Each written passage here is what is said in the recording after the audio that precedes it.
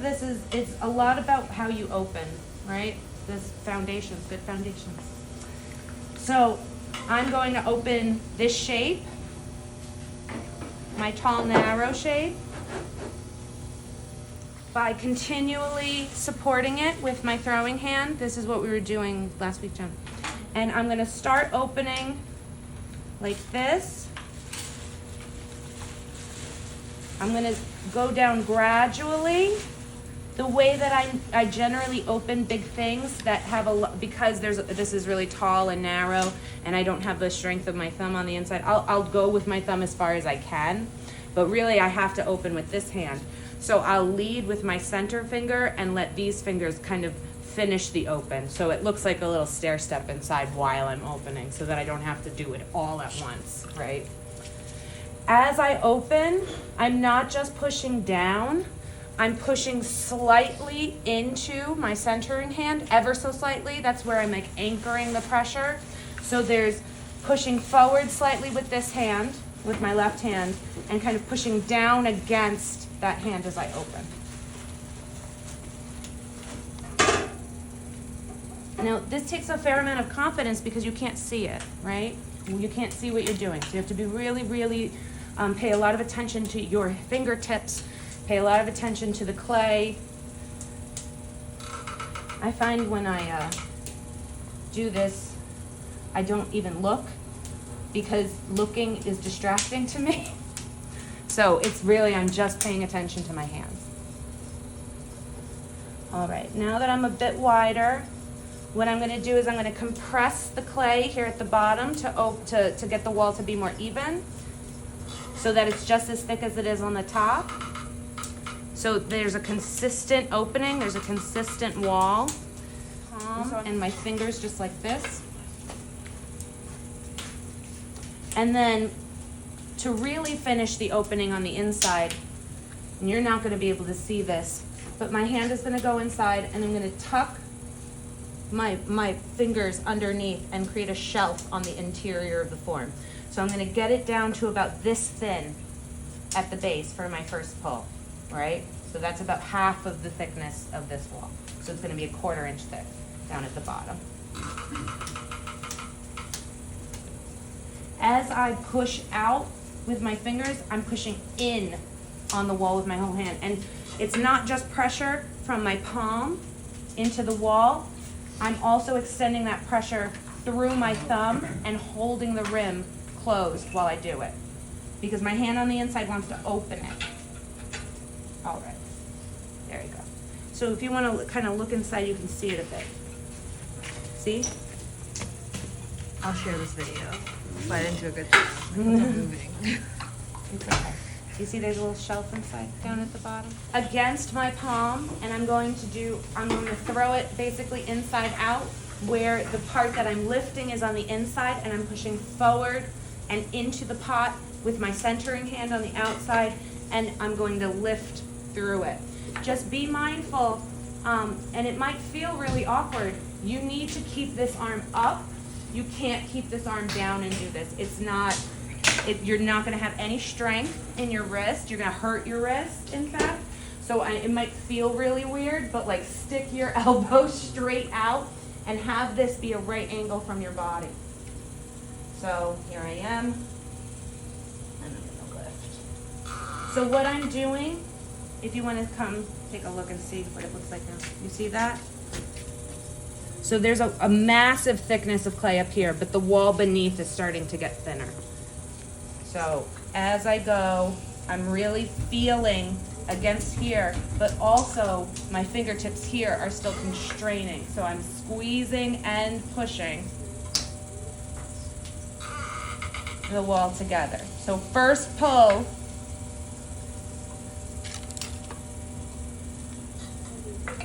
six inches, right? First pull. Don't settle for less, right? Why waste your time, right? So now that I've got that wall is evenly thick from the base to the top, I'm just gonna compress my floor. So I'm switching back into my regular throwing posture, and I'm just using, you can't see it, I'm using my knuckle like this, the flat part above my knuckle, instead of my fingertips to do my compression. I'm going like this on either side. So at the center, I just find when my hand is in a ball, I feel a lot more consistent. Ooh, I threw the pot off center. That's okay. You can also do this part with your sponge, right? You just want to have a nice compression down at the floor. Because soon you can't get back down there, right? That I have bought for myself over the years. It's up there, but I'll get it. I'm just taking the water out of the bottom right now. And then I'm going to do a pull. So this pull, I can reach the interior with having my thumbs connected. I'm going to kind of lock them together like this. But if I couldn't, this elbow does the out thing. And then I do a pull as much as I need to until I can stop and pick up where I left off with connected hands. And then finish it. So this is a pull just like any other pull. One thing to think about when you're making something very tall is that the clay down here is supporting all of the weight of the clay up here. So you need to put a considerable amount of pressure down here and ease off as you get to the top. Less pressure as you get towards the top because you're not lifting that much clay anymore, right? Down here I'm lifting 4 pounds of clay, right? Up here I'm only lifting like 1 pound of clay, right? So pick up right where you left off. You can always stop.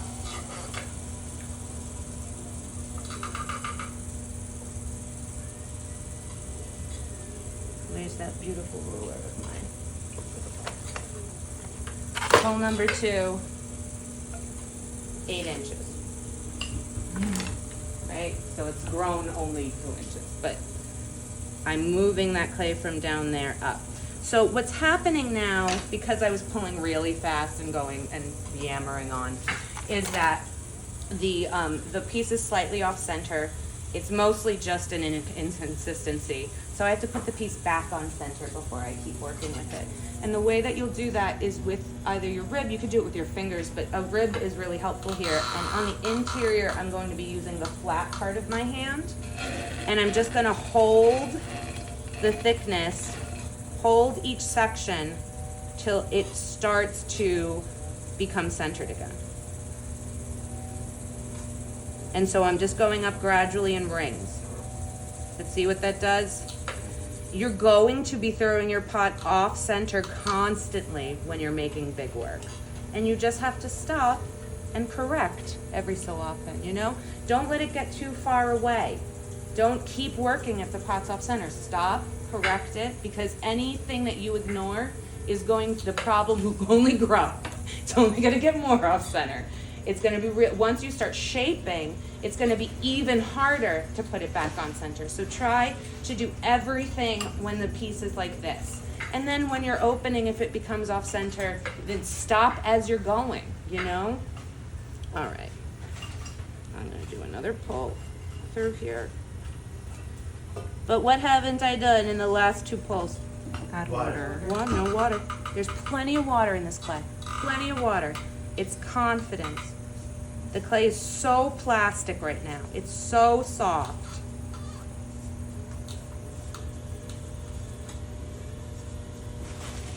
Another thing to think about is if your clay is very wet, right? It's not very strong because the space that should be taken up by clay particles is taken up by water particles and they can't support any weight. It's a liquid. It literally goes out to the shape of whatever pressure is on it, right? Just fills the space that it can. So what tends to happen when people throw a big thing is that maybe the outside looks like this and the inside looks like this. Don't do that. Push it out. If it needs to have a thickness to support the weight, put it on the outside of the pot, not the inside of the pot. All right. The other thing that I do if I feel like the pot is a little bit off center is sometimes I'll even invert my fingers and I'll just do a very, very light pull through it. I find that kind of reinforces the spiral I've created and helps it kind of settle back into center. So like my interior finger is here and my exterior finger is right above it. This also helps keep it narrow. See that? How I just moved the clay in a spiral? Just like that. All right. Okay. So if you want to add volume to your piece, now would be the time to do it. I'm just going to take the final water out of this. So I'm going to relax. Ooh, where'd my little bit go? I want my metal one. Mine's just through some light compression. I'm also going to take all of the excess slip off the piece. So what I'm doing in this phase is I am removing excess water and pushing the clay particles together in order to create a denser structure that will stretch better. So a really well compressed wall can get thin. It can get very, very thin because you've organized those particles nice and tightly so they'll stretch evenly. All right, so I'm going to focus on just making a small bell, a little belly down here. We know how to put volume into a piece. What's important is that this arm is straight and that your wrist is straight, and what's engaging is my fingertips only, right? Just like that. So when I do this, I kind of pull them back towards myself. I'm not pushing out to the side. I'm literally curling in towards myself because that's how I'm strong. I can't do this, right? That's really uncomfortable. So I'm curling towards myself and I'm creating a belly that I can see coming at my face. So my outer hand is right here, also anchored. Okay. Stop when your belly is done. Don't just continue up the pot. You're going to compress your shape. And the bottom of this pot is finished. There is no more work that gets done to the bottom of this pot. The rest of the work is about the top of the pot. And now I'm going to start collaring. Collaring is compressing the clay in a triangle from the top. What this does is it wrinkles the spiral structure that you've created. So after every collar, you just do a very gentle pull just to smooth that spiral back out. You need a lot of water for collaring, so really soak the exterior of the pot that you're going to be thinning out. And collaring happens with a triangle.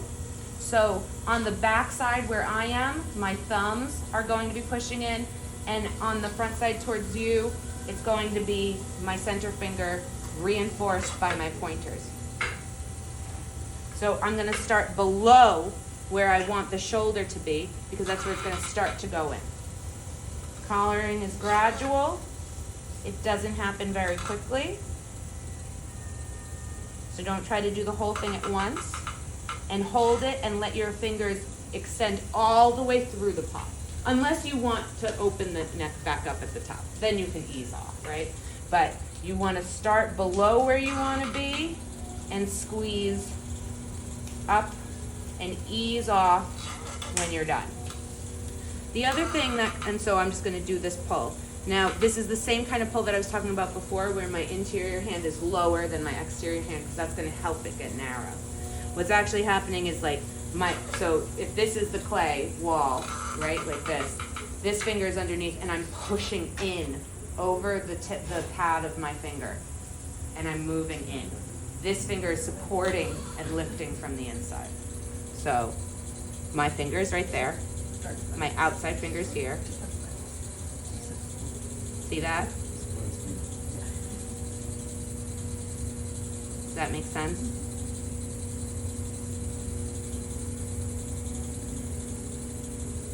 All right. So you can just collar the whole time, but I like to go back and forth with this because this maintains your spiral structure and helps the clay stay centered. As you collar, the pot's going to get taller. As you pull like this, the pot's going to get taller. Just be careful that there's no water dripping on the inside of the pot, because you can't, because at this point, you can't put your hand inside here anymore. There's no reaching to the bottom of this pot unless you have a sponge on a stick, and I don't like them. I don't like them. Why don't you like Why them? still offer? Because they don't really work. Oh. I find that they mark up the inside of my pot instead of working. There is one that I found can like absorb stuff, and it's the one that like Deb uses. Like, have you ever seen, you know those foam paint rollers? Yeah, the dowel and the paint roller. Yeah. Deb, our studio tech and hand building teacher, sticks a dowel through one of those, glues a dowel to one, and that is the only one that I've seen that actually does kind of work, because it's so foamy. It's just and it's just for stopping up water. It's not for throwing or anything like that. All right. Collar, collar, collar. When the pot gets to a point where you cannot put your hand inside it anymore, you're gonna have to throw against something. This is what I use to throw against. It's just a really long wooden knife. Just make sure that the little tab on the bottom is facing into the interior of the pot. You don't want that scooping against the wall. It's gonna take the clay out of the inside.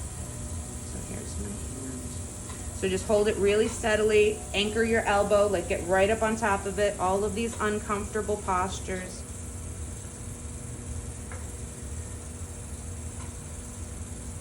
And I'm just using it like I'm just holding it against the wall and throwing against it literally.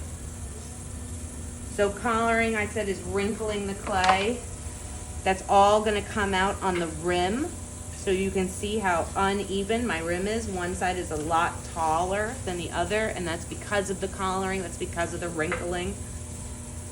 Depending on what you wanna make, don't get rid of this, don't even this out until the end, because you need this clay, probably, right? If you wanted to like, put a little thing on top of it. All right. So now I have finished the collaring that I'm doing to this section. I'm just gonna compress a little bit.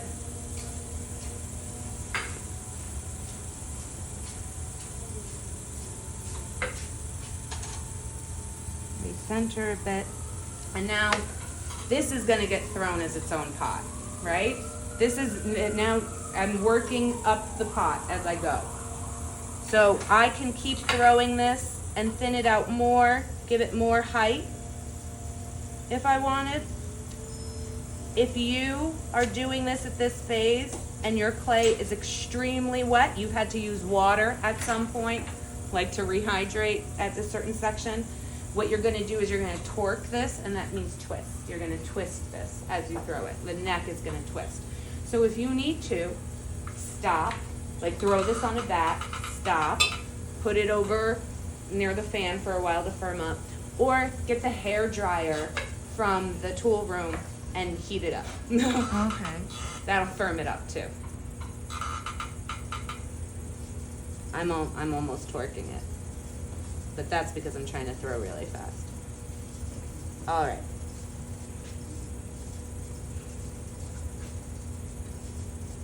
I'm gonna reach in there because see how I torqued it?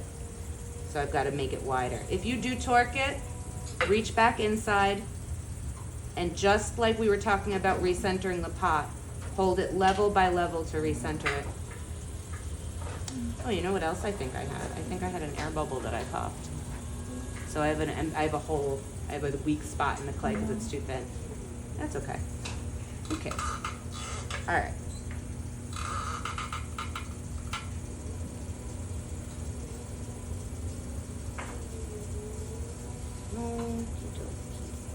What should we do with this rim? Should we open it up? Should we make a Lucy Ree? Sure. Like a giant thing? Lucy Ree was a potter and a teacher who made all of these bottle shapes, and then the rims were like this, all of them. They were just giant. So let's do that. Let's make a Lucy Ree. Her pots were a little more angular. Maybe I should put more structure into this. Give it a sharp angle.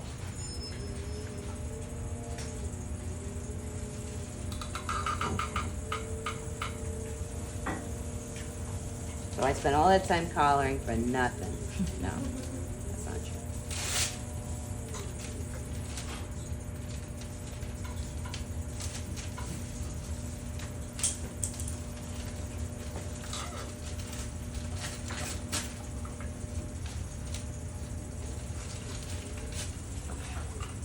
I'm just gonna keep opening it.